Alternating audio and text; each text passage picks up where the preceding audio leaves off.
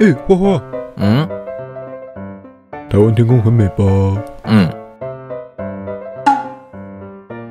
还有那么多孙中山呢，一几分？一几分？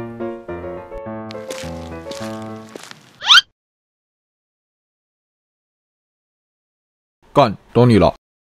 Hello， 大家好，我是 Ben， 今天要来开箱的是星宇航空 Starlux Airlines。没错，你能想象小小的台湾居然还有空间塞得下第3间全服务航空公司吗？这里特别感谢一下长荣先生，怕台湾航空业太简单，愿意增加游戏难度。但就算如此，能从华航跟长荣2间世界顶级的航空公司中脱颖而出，甚至挺过疫情，到今天航空公司开始赚钱，星宇航空你到底是什么魔鬼？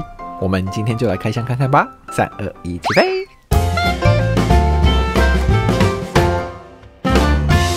今天搭乘的是超级热门的台港航线来回。我之前其实就已经有开箱过一次长荣航空的台港航线了，所以这次真的非常期待，想看看星宇是如何将自己和传统老大哥长荣做一个区分的。去程搭星宇的招牌 A350-900， 回程则是搭星宇的 A330-900 Neo， 两种机型有没有什么显著的差异？星宇航空又是否值得他们偏高的票价呢？我们就赶快跳出发点吧。星宇在桃园机场跟长荣和华航一样，这2个航厦都会使用的，会根据你飞的目的地决定你要去哪一个航厦报到，所以大家记得查一下，别到时候跑错洞。今天我呢是飞香港，所以就来到了 T1。T1 星宇的报到柜台一共分3条报到通道，有自助 check-in、backdrop check-in 跟 general check-in。我没看到商务舱的通道，所以我猜应该是在其他排啦。至于头等舱呢，你用的就是非常 exclusive 的寰宇商务中心了。我也想去，但我没钱。星宇爸爸要不要赞助我呢？我想用这个机会先来聊一聊星宇非常特别的品牌塑造，那就是精致的太空旅行。这点你可以从非常多的细节中看得出来，包括图文的设计、星宇的色系、工作人员的制服、安全影片，还有星宇 Starlux 这个名字本身，等等等等。就连星宇的贵宾室都叫 The Galactic Lounge， 里程计划的阶级也分别叫 Traveler、Adventurer、Explorer 跟 Insider。不管是哪一点，都贯彻着星宇这个非常特别的品牌形象。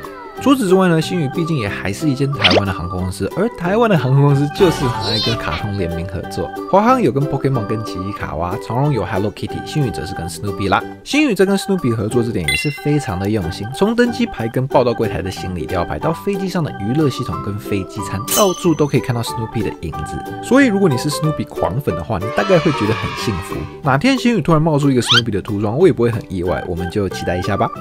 OK， 领完登机牌，过完安检海关，我想顺便来聊聊 T1 这边的贵宾室。过完海关，上1层楼的这里可以找到一整排的贵宾室，其中华航、星宇跟国泰都有在这边扎营。但你知道这里其实还有一个免费的休息区吗？淘机把这里取名为机场体验区。我自己是觉得叫机场睡觉区比较贴切啦，因为大家都在这里睡觉。这里特别的地方在于，这里是有提供免费的淋浴的哦，是所有人都可以使用的，一共2间。唯一需要大家注意的是，这里是需要大家自己带毛巾跟排队的，毕竟免费的嘛，也合理。但像吹风机、洗发乳、沐浴乳这些就都有提供，所以你也是不需要什么都带啦。好，我们来看飞机吧。今天的登机口在 A4， 是青花瓷蝴蝶主题。我想从这里出发的飞机旅途都应该会很 smooth 吧，因为 Butterfly。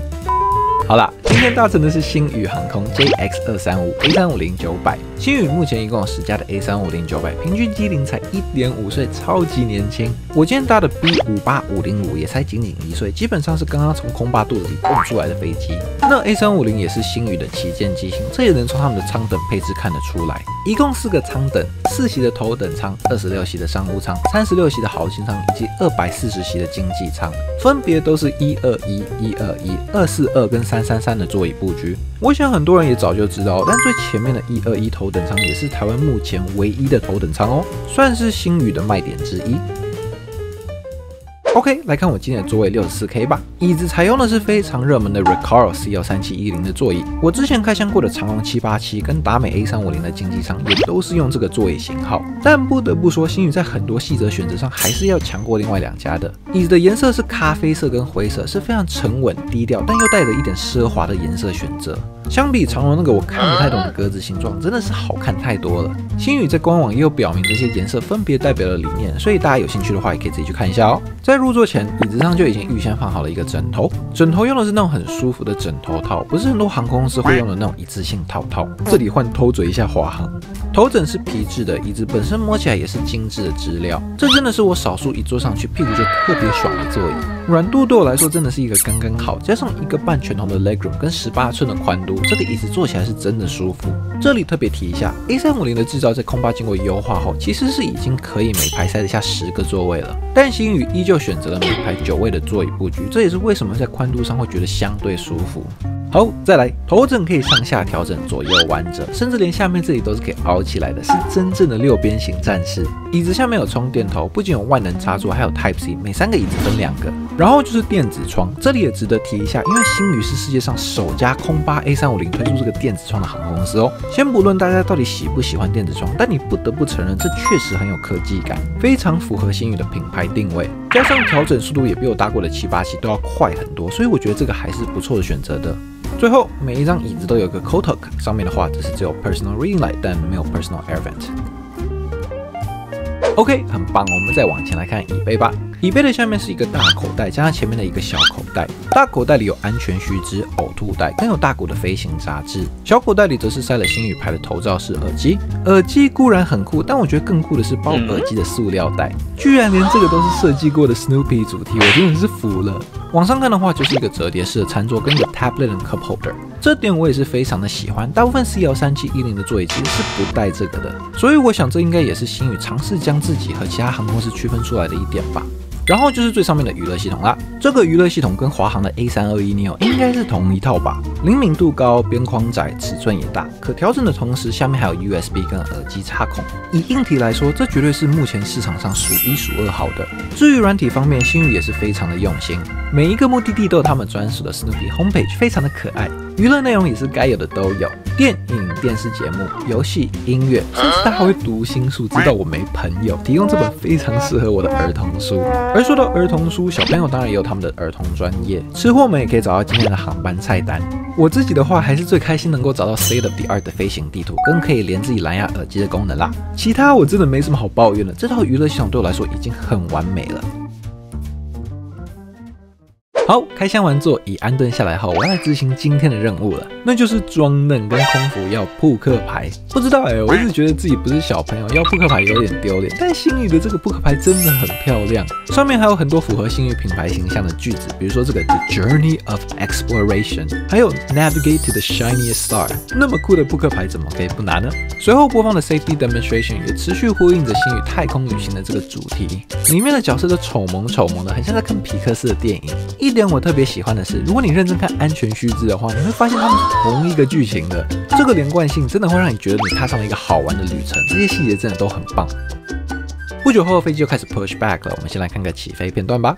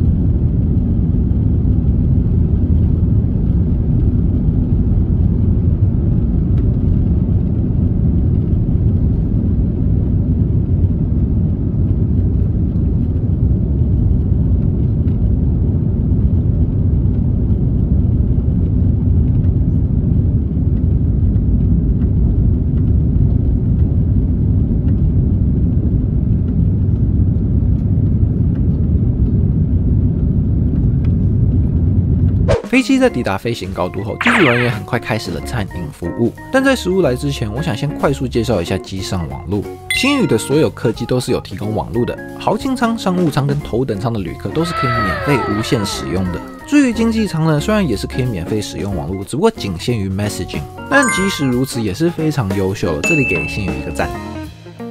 好，再拉回来看飞机餐，这次星宇提供的飞机餐是金瓜猪肉炒米粉，刚好跟我之前搭长荣飞这段一样，都是炒米粉。哇塞，那么激烈的吗？直接面对面硬刚。这个飞机餐有1份主食、1碗新鲜水果、1包小点心跟苹果汁。主食米粉上面铺满了南瓜跟蔬菜，光是用看着就食欲大开。对于不喜欢南瓜的人来说，这可能是地狱，但我是南瓜守护者，南瓜是我的No.1。米粉本身也很湿润，而且不会干，非常的入味。我只能说，我觉得这个赢过长荣的炒米粉了，完蛋！而且主食输了就算了，星宇提供的水果，长荣这边直接 give up。从台湾出发的水果，我就没有吃过不好吃的，所以这点就真的没什么好说的了。最后就是点心跟饮料苹果汁啦。其实这2个吃起来也没什么特别的，就是蛋卷跟苹果汁。但我觉得蛋卷的包装很可爱，感觉很适合带下飞机拿去送人。我会说大家比较需要知道的是，因为台港航线太短了，杯装饮料是不会额外主动提供的哦，就连娱乐系统内的饮料都显示暂无提供。但如果你主动问空服的话，他们还是会给的。我就多叫了1杯可尔必斯。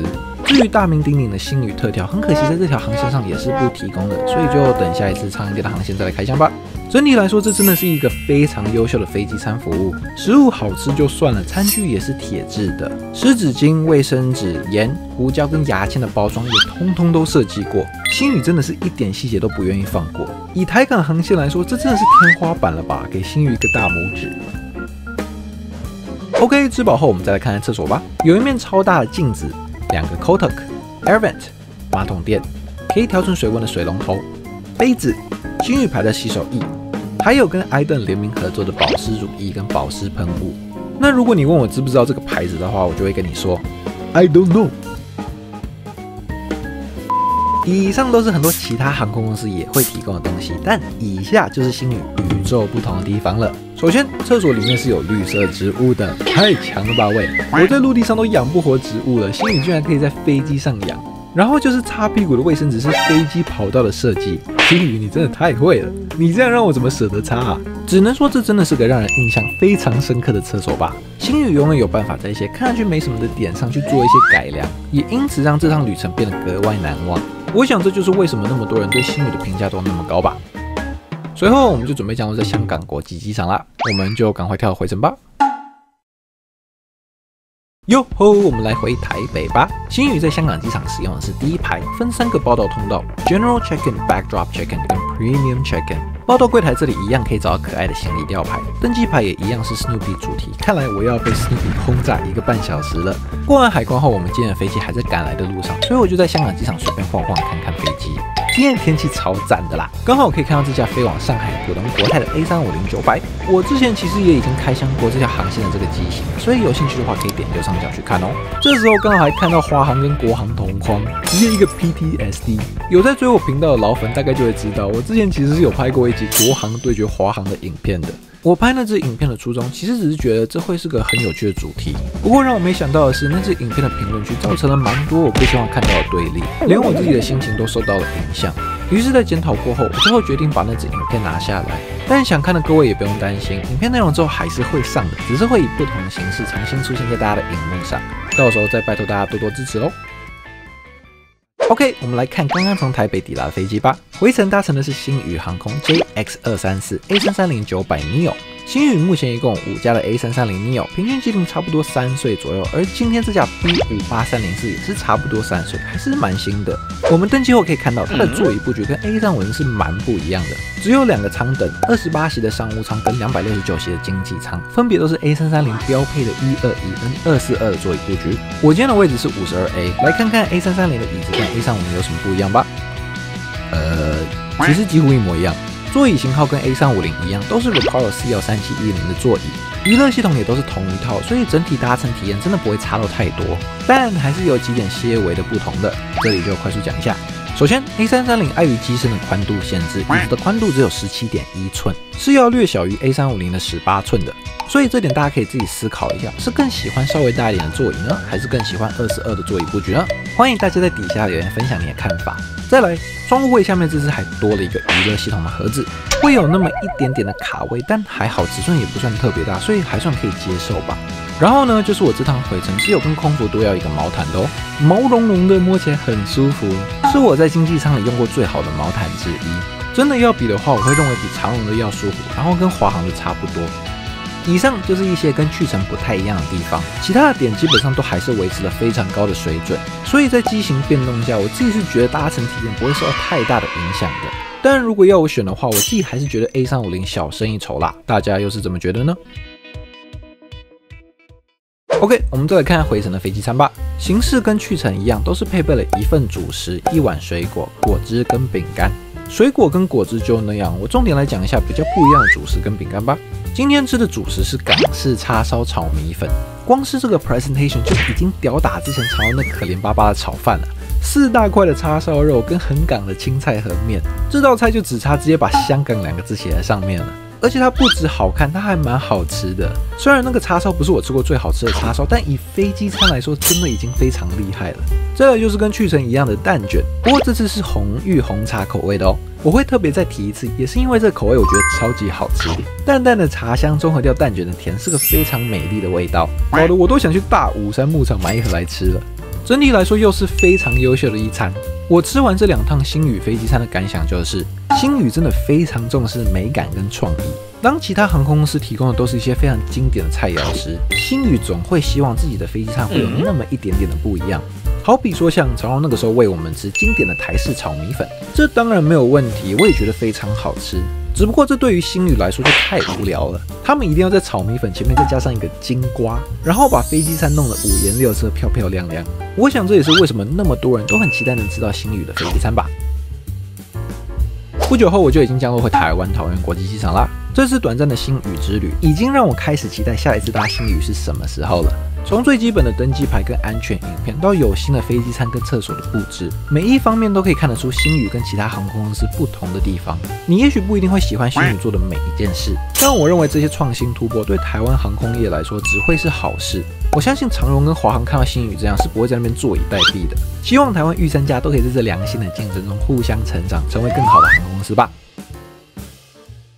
以上就是关于星宇航空开箱的全部内容啦。我最后想在这里跟大家分享一件很有趣的事，那就是我这趟降落回台湾后，居然被认出来要合照了，真的是吓死宝宝！我什么咖居然可以如此荣幸的被要合照？这里非常感谢愿意 approach 我的这位鹏鹏。